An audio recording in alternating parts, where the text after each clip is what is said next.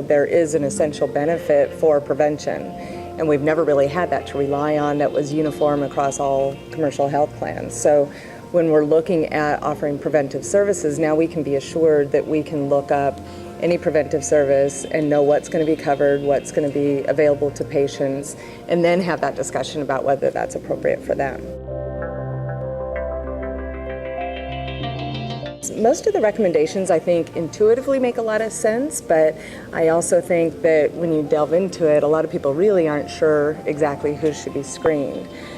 For instance, I presented to a group of mostly physicians and asked, who knew what the screening recommendation is for abdominal aneurysm and who should be screened for that. And I really didn't get a correct answer in a group of 20 or 30 physicians. The good thing is they have a great app, so you can refer to that. I pull it up in front of my patients all the time.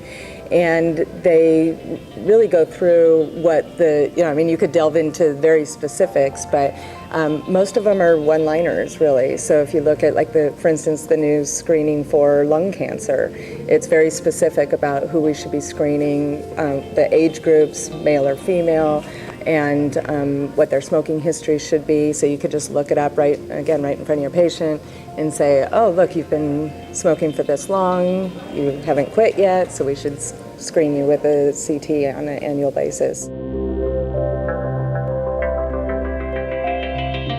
These are the essential benefits. Everyone with a commercial health plan that's covered through ACA, whether it's through your employer or through your state exchange, that plan is now mandated to cover these services at no cost to the patient. And so when people say, my preventive services are covered, they think that's whatever preventive services they think they're entitled to, not necessarily the A and B recommendations.